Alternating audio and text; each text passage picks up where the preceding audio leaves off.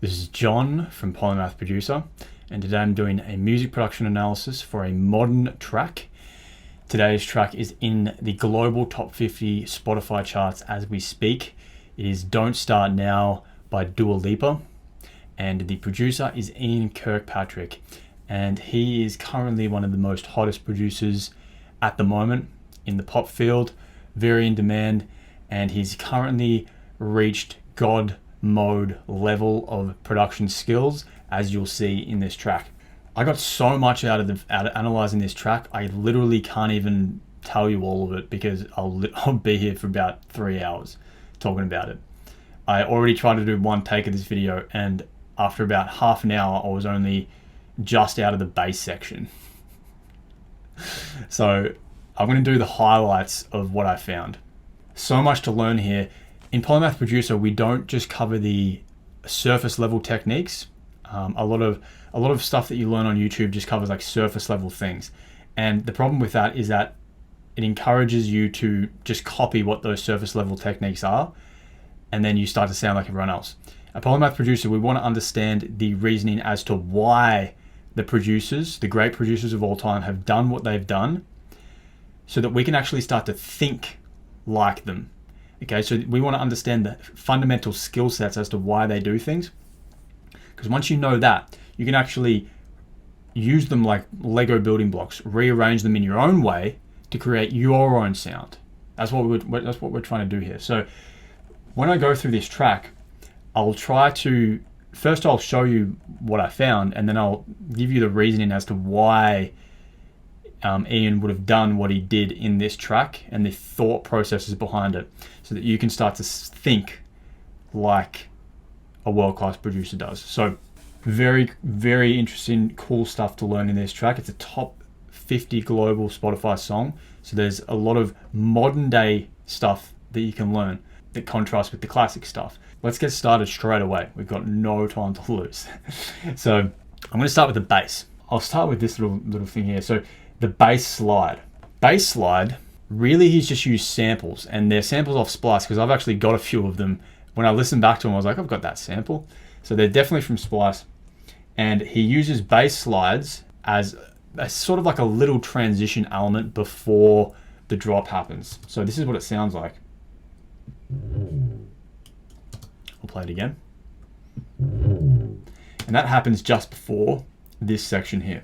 Did a full 180. So just before that starts. Now, the reasoning behind this is because the bass line in this track is very bass driven, and he's actually used an Scarby in Contact to make the bass line of the chorus and drop, but it sounds real. It sounds like a real guitar, but he's actually used that plugin. I saw a video where he talked about it. It's very humanized. It sounds like it's a human playing it, which it probably is him playing it, but it sounds like a real human's playing a real bass guitar is what I meant. So with the bass slide, that adds more of that humanized element before it even begins. So it's really just to add that humanized feel. But the reason why I wanted to tell you about this bass slide thing is that he's used a different bass slide sample for every transition section. So he's actually got a different sounding one for when it falls out of a section for the transition. That's a different one altogether later on in the song. And then this is one just before the finale. Different one altogether. So he's used 4 different bass slides throughout the duration of the song. What you want to understand here, the thought process behind this, is that you don't have to repeat the same thing over and over again. You can bring variation to even the most subtle things that you're doing. If a real human was playing this bass guitar, he may do the same slide every time, but it would probably sound a little bit different each time that he does it. So he's taken that into consideration with a sample that he has, which I think is really cool. Just the very subtle details, the very minor details. It's the thought processes of what they're doing. These world-class producers, is that they're thinking on such a subtle level, with such subtle changes, that the audience probably wouldn't even notice, but it just brings character to the track. So that's the first thing I wanted to cover. A cool thing about the kick and bass in this track is that he's actually used a sub kick and a sub bass layer with a top level bass and a top level kick. So let me explain. Here is the main kick of the track. So as you can see, it's just the same sample, just playing in the same intensity. And that comes in on the drop and chorus sections. And underneath that, he's got a sub kick, which sounds like this. The reason why he's got a sub kick underneath the main kick, is because he wasn't sure whether the low end frequencies of the main kick were doing enough. So he added that sub kick. He's done this exact same thing with the bass. So this is the main bass done by Scarby, Scarby. Very funky.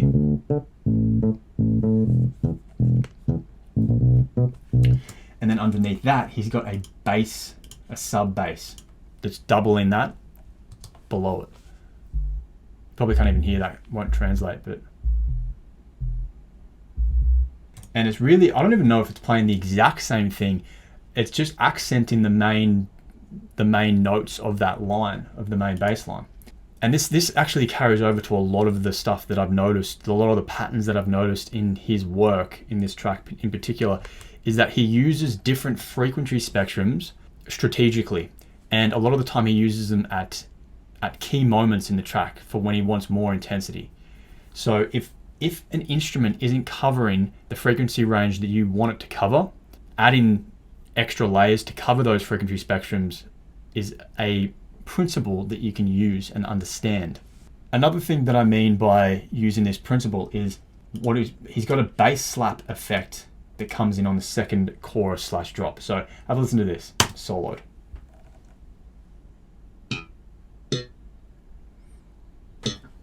Okay, now I'll play it with the bass. See how it's accentuating parts of that bass guitar line. I thought this was really cool because the effects, the bass slap effect, it's a very humanized feel, but it's actually on a different instrument. So he's just accentuated that. And the reason why this works and the reasoning behind it is because the bass and the kick are playing the chord rhythm. Now, if you don't know what chord rhythm is, I suggest you go watch the video on the 10 core principles of music production and arranging. I'll put the link in the description below. But the chord rhythm is like the main groove of any track that you listen to will have a chord rhythm. It's the main groove of the song that most instruments gravitate towards. Usually it's the kick and the bass that outline it. And in this track, the bass line is outlining the chord rhythm. And you'll see that a lot of the instruments later on in the finale gravitate towards that chord rhythm, most notably the piano line. But the bass slap effect accentuates parts of that chord rhythm. So what you can actually do is you can have the chord rhythm, but then you can have certain instruments accent that chord rhythm at very key times. So he's chosen to accentuate this chord rhythm rhythmically, not harmonically, but rhythmically with a bass slap effect, which I thought is very subtle, but very effective. Very effective. So the key principle to understand here is how you can accentuate the chord rhythm at certain parts, certain accents in very subtle ways. Something I notice about Ian's work is that it's always very subtle things that he does to accentuate the fundamentals. Now, the last thing that I wanted to talk about with the bass is in the second half of the drop, he's actually got a top bass that comes in, and the main bass is sounding like a real guitar player. I actually thought it was a real guitar player when I first heard it. And in a lot of 80s tracks, you'll hear that there's a real guitar player and it's layered with a synth bass. So it would be a synth bass played on a keyboard. And he's done the exact same thing here. He was drawing from the disco era, so for whatever reason, he may have known that subconsciously, he just knew to do this, or maybe he knew the technique, but he's put a top bass here. So have a listen to this.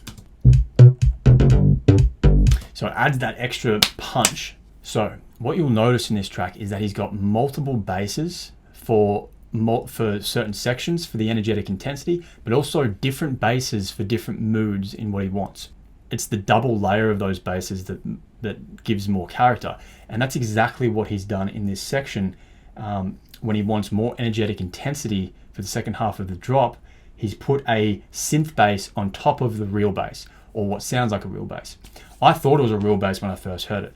And it just adds that extra punch in a very subtle way that the audience wouldn't even realize, which is why it's so effective. He's also got a different bass for this little breakdown section, this pre-chorus section. This is the bass that plays. As you can hear, it's more of a vibey, sustained, atmospheric sort of bass. And the reason behind that is because it's playing in this section here. Wanna see me dancing with somebody. It's more of like that atmospheric feel. And that bass reflects that. It reflects that vibe. The principle that you want to understand here is that he's got different bass layers for different stages of the track for intensity, but also different moods for different sections. So that's everything that I have on the basses. I'm going to move on to drums now. And I got into a lot of detail here, but I might back it down a little bit with the detail. I'll try and just do like an overview of what I learned. So, for example, in the drums, he uses 4 snares. Now, each snare has its own role. So you've got a primary snare, which is like the main snare. Then you've got a secondary snare layer, which accentuates that first one on the 2 and 4 beat. Then you've got a third snare that's laid beneath them, which has a reverb clap, so that adds depth. And then you've got a 4th snare that adds high end to the other ones. So it's got less low end and more high end. The principle behind this is you have different layers to accentuate certain beats. So in this case, it's the 2 and 4. He's also got snare 1, which plays a few off beats as well by itself that aren't laid by the other ones. So he's only layering mainly on the beats that he wants to accentuate, which is the 2 and the 4. And each one has their own purpose in the layering. And his mindset behind it was probably like, he's covering certain frequency spectrums and he needs to cover more with the high end one. That's probably the reason why I put that one in, was to add more of that high end, like top hit. And then the reverb one is similar to what was in Diamonds with Benny Blanco.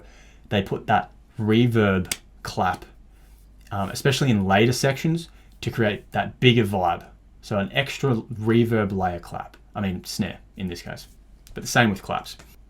So 4 different layers, variation on intensity, choosing the layers when you want to accentuate certain beats, in this case the 2 and the 4, building those layers over time energetically through different sections, understanding when to use dry and wet. And the exact same principle happens with the clap. So he's got 3 claps and each one has that same principle applied. So one's the main one and it's mainly dry. Then there's another one that's really wet. And then there's another one that accentuates it on the higher end. So this same principle, as you can see, can be applied to any percussion element. It's not just the snares, not just the claps, but everything. That's why we want to understand why they do things. I mean, the cowbell is quite funny. So it plays here. I'll just show you.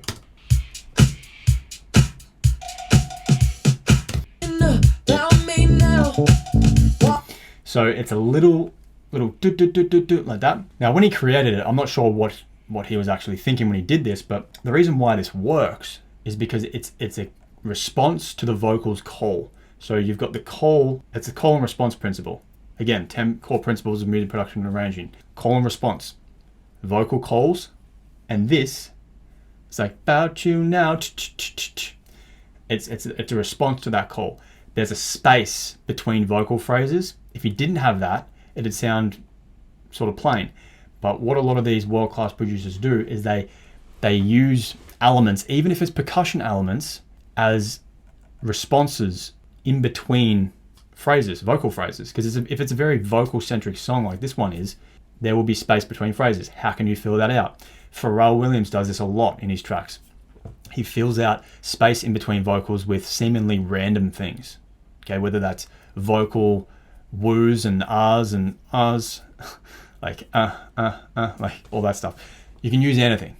Okay, it really depends on what kind of producer you want to be and what you've got. In this case, he used a cowbell, which is kind of cool because it's a very novel effect. It's quite a novelty, and it happens only in between that sort of in that drop section. So I thought that was important to note how he's used the fundamentals, call and response principle. There's a lot of crashes, open hats, and all that stuff. The main thing that I'll cover with all of that sort of stuff. I won't get into specifics, but what he's done is he's used high-end percussion to build energetic intensity over time. So he'll start with less intensity in terms of like percussion, high-end percussion, and then over time with each section build on that intensity. And then by the finale, he's just got like layers upon layers of loops, like hi-hat loops, ride loops, things like that. So that's the main principle you want to understand there. It's how you can repurpose the lines that you've used earlier in a more simple fashion. How can you repurpose them later on with the other layers that you have? He's got a lot of fills in this track. The cool thing about these fills is that he combines multiple fills into one. So let me explain. Let me go a little bit deeper in this. He's got one line. Say he's got one line with a certain fill, and it's at a certain frequency level. He may have another fill underneath that's a different frequency level and a different rhythm, and they counteract with each other. They work well with each other. So I'll play this one by itself. See how it's a bit more high end? Like it's like boom, doom, like that. And then you've got this one that's playing at the same time. A lot more lower end, like that. So together, they sound like this. And they form into one. So with the actual song, this is what they sound like. I'm all good, So the higher end one, you probably wouldn't even notice. There's a subtlety there that when you take it out, will go notice. I'm all good, Very subtle. It goes unnoticed. I just muted it then when I played it. Understanding behind this that you want to take away is that he's got different fills for not only different sections, but he's layered multiple fills together. The fills have different frequency spectrums depending on what he's trying to do, different rhythms depending on what he's trying to do, and they work well together. They get more energetically intense as the track progresses, as he's got this one later on,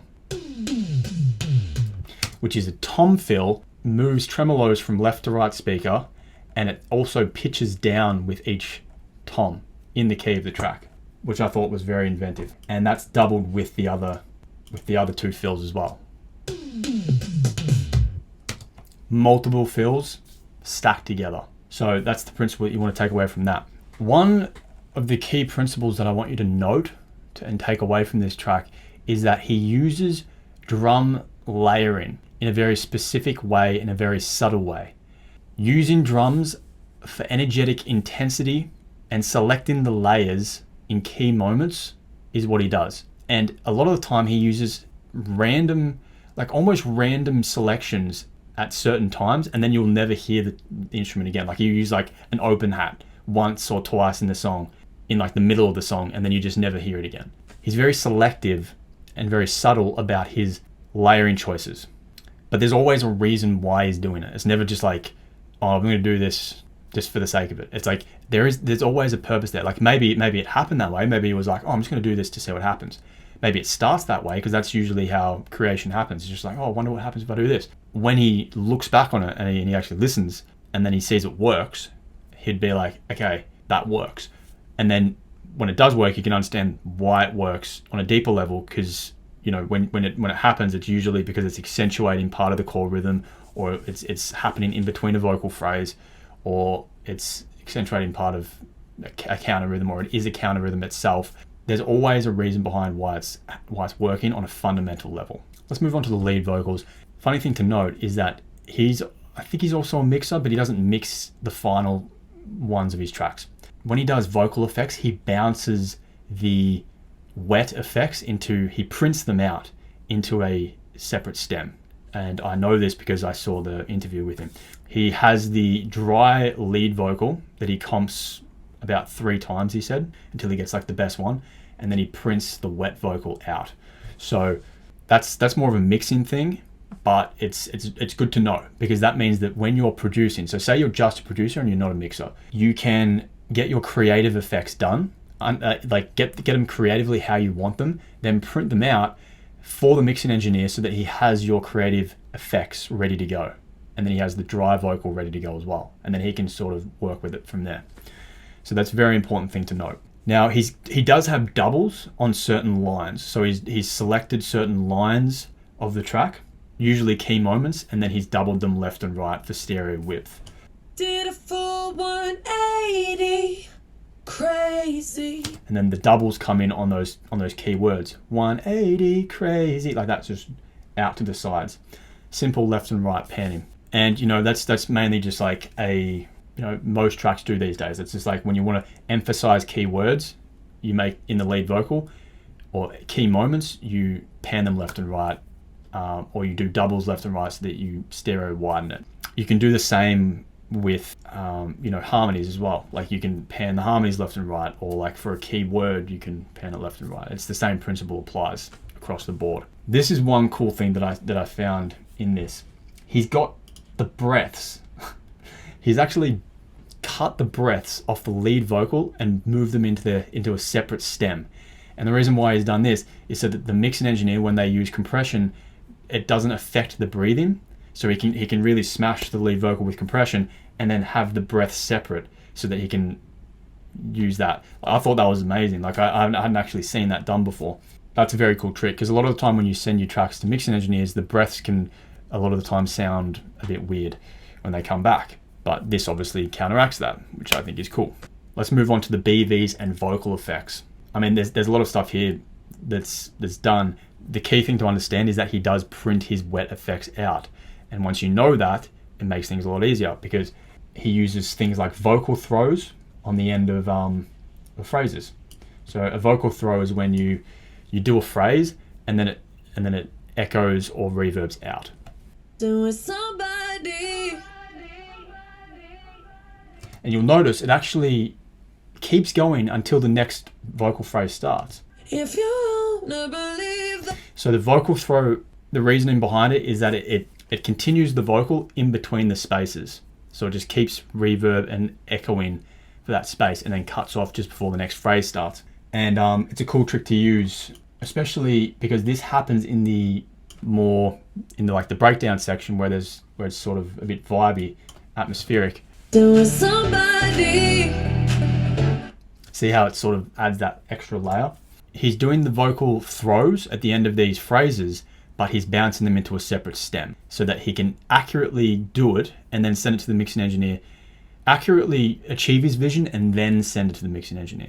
Going back to the principle before that we were talking about, where I call them advanced arrangement subtleties, like things that are so subtle that the average person wouldn't even realize are happening, but when you use them, it adds to the character of the track. This is one example, and in verse 2, there is so many examples of this. He's really developed verse 2 on a level that's so subtle. It really is like God mode stuff when it comes to production. So I'll give you a few examples. For example, here's one line. On one word, they've got a harmony in verse 2. Survive you. Survive you. I'm better. So subtle. Survive you. Like that harmony. On that one thing, like it just happens once in the whole track and then just disappears. That's one example in verse 2. Another example is these.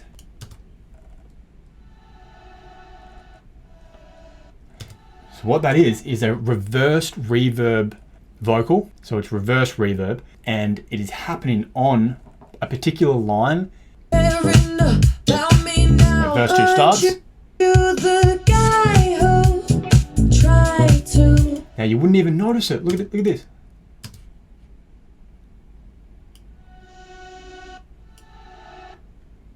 Like it's happening in the background of the lead vocal, and it's at the start of verse 2 for that line, guy who. So subtle. And then same thing happens with the sniper targeted selections, like the survive harmony in verse 2. And he does a lot of stuff with instrumentation in verse 2 as well for the same effect. So this is just with the vocals. Interesting thing in this track is that he's used 2-part harmony in the finale, which is very similar to Diamonds that we analyzed last week, where they use 2-part harmony in the finale as well, like a vocal above it, a vocal harmony above the lead in the finale for energetic intensity. Have a listen. Don't stop caring about me now. Don't stop caring about me now. Don't stop caring. So it's a harmony above the lead. Don't stop caring about me now. Really, the principle that the pattern that we're seeing here, yeah, for that energetic intensity, you can add harmonies above, especially in finales. Works very well. Let's move on to the instruments. The piano, the core harmonic rhythmic driver. Okay, now if you don't know what the core harmonic rhythmic driver is, I've made a video on it. It's called, I analyzed hundreds of tracks and found this rhythm phenomenon. It's the core harmonic rhythmic driver is essentially the mid-level rhythmic but harmonic material. So it's not percussion, it's harmonic material. So in this case, piano, and it follows and flows with the core rhythm of the track. And the core rhythm was outlined by bass in this track and the kick. So the kick and the bass, mainly the bass, the piano is flowing with that bass line. And it's accentuating key moments in it as well.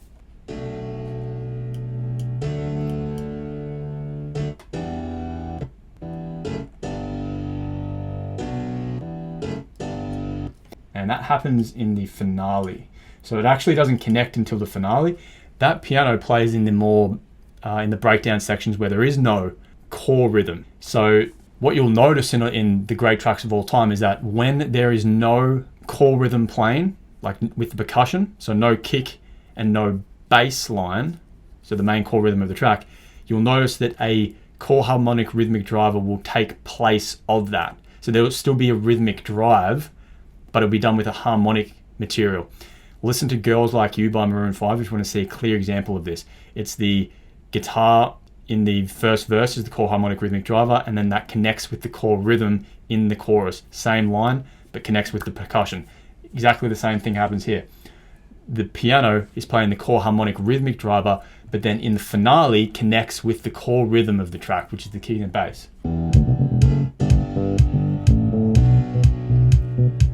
I just want to note when it happens. So the piano is playing chords on the chord changes, but then I want to note where it happens on the core rhythm.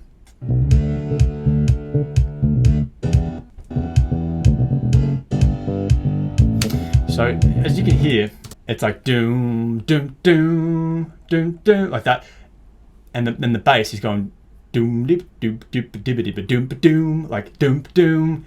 And then the piano going doom, doom. It's highlighting and accenting parts of the core rhythm line. Just know that it's not doing the exact rhythm as the core rhythm, but it is outlining and accentuating. Exactly the same as what I talked about earlier with the bass, how the slap was slapping on parts of the core rhythm to accentuate it. Exact same thing with the piano. Later on in the track, in the finale section, he's got a multi-octave string section. And I won't go through in immense detail, but the principle that you can take from this is that when he's done a string section, it's pretty much the same principle as he's been using with his percussion. He uses different octaves with his strings, a lot of the time the same parts, but different octaves to build the energy. So for example, he'll have like one motive playing on mid-level, one that's playing lower, maybe one that's playing high level frequency, one that's playing mid, and they're playing the same thing and at different times. So he'll play maybe like the high line, and then when he plays the high line again, he'll have like a lower line for more impact when he wants it. Also with his strings is that he layers the strings with a synth. So he's got the same lines, but with a synth layering those string lines. So here is 3 layers of strings. And then he's got the synths that double that as well, right here. Just gives that extra punch. What you want to take away from this is that when you're developing energy,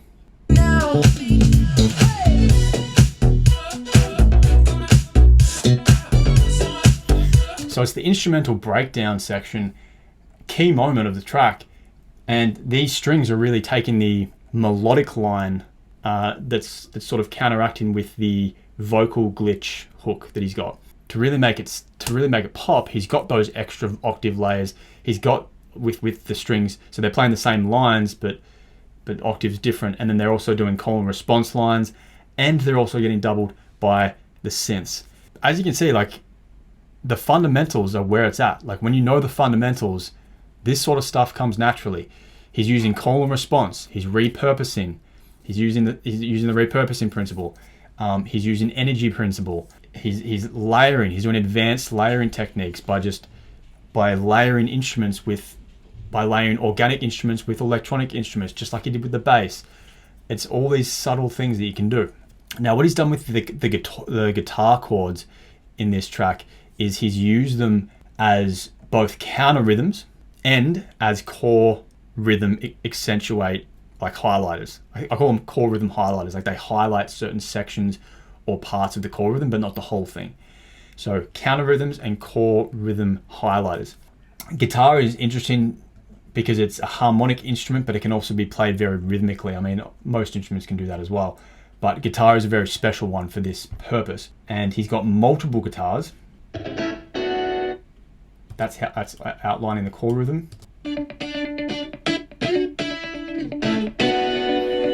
So those chords that you heard there, those are outlining the bass core rhythm. I'll play it with the bass so you can hear it. Now, whether he was consciously doing this, I don't know, or whether he just created, when he did it creatively, he sort of just, it felt right. But this happens in every track. Like you can literally hear this in every track that you've analyzed. The core rhythm is constantly, it's always there. You'll notice that producers naturally gravitate towards it because it works. It works every time. Listen to any track, you'll notice that there's the kick in the bass that's playing something, and then the core harmonic rhythmic driver will be flowing with that bass. And when there is no bass and kick, there will be a core harmonic rhythmic driver. Listen to any tracks by Calvin Harris. Listen to any tracks from any era, you'll notice this. And this is no exception. And when you know this principle, it makes life so much easier. It's the core rhythm principle. It makes life so easy. Because when you sit down to create tracks, you know that the core rhythm is where it's at. See that? Dun, dun, dun, dun, dun, dun, dun, dun. The guitar flows with it. Core harmonic rhythmic highlighters. Okay, it's a thing. It's a real phenomenon. It happens.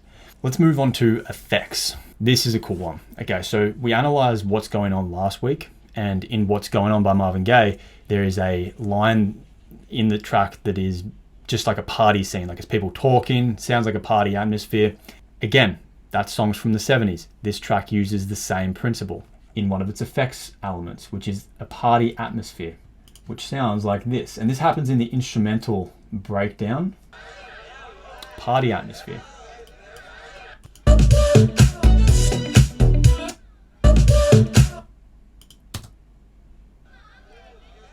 So that's happening underneath while that's happening. So I just wanted to note that because we analyzed What's Going On last week, and it's the same, literally the same technique that's been applied like 40 years later or 50 years later. Wow. He's used breath, like a breathing sound, as part of the rhythm.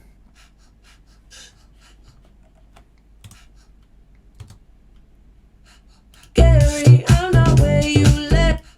Gary. So it's really just breathing, like a human breathing effect that accentuates the rhythm. Underlying principle you want to take from this is that you can use effects, human noises, random effects, seemingly random elements to accentuate beats and make them more unique, bring a different vibe to them.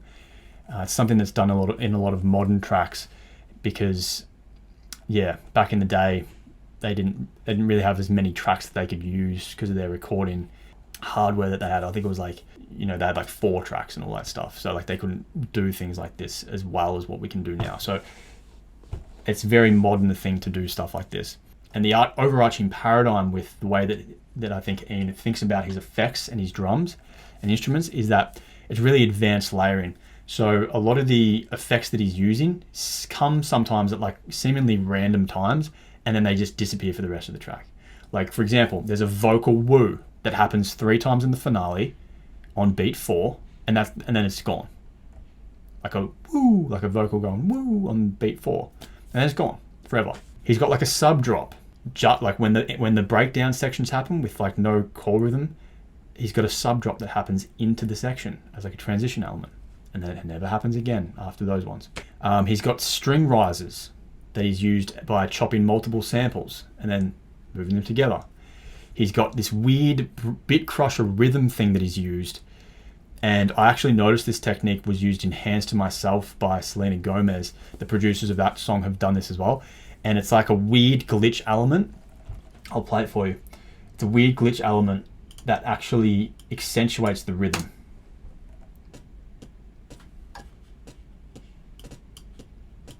And what he said is that it's a bit crushed element. And he was like, oh, I want to accentuate the transients of the kick. Add transient to the kick and snare, adds twinkle to the transient. There you go. Subtle. See how he's thinking? It's like, I want to add very subtle elements that the person wouldn't even realize, but it just adds a little something to the main elements. And yeah, a lot of the stuff, again, the key principle here is like choosing things, like very subtle things at very particular times for chosen elements and for energy development on a very subtle level, advanced arrangement subtleties. He does this all the time. So the cool thing about this is that, sure, we can take some of these techniques and use them ourselves. It's like, oh yeah, I'll take like an effects rise. I might use breaths in my thing one time. I might use the glitch thing that he's got. Like, rather than just taking those, we can actually take like the underlying principle, which is, how can I do this in my own track in my own way? Okay, how can I actually, when I'm making my track, be thinking, where can I put energetic development in very subtle ways, in very select moments to accentuate certain things? So that is it for that track. That's pretty much everything that I had. And as you can see, like, there was just so much to cover. And his main ways of thinking is like, it is all to do with energy. And how do you develop that energy on a subtle level? By adding in sometimes elements that you see once and then never see again, or hear once and never hear again. It's probably a better way of saying that. So that is it for this one. I hope you enjoyed it. It was quite in depth. We learned a lot. Hope you were taking notes. And yeah, I'll see you in the next one, which will most likely be a classic analysis, and then modern, and then classic, and then modern, and then classic. And we'll just keep doing this until we understand all the principles of how world-class producers perform and think. So thank you for watching, and I'll see you in the next one.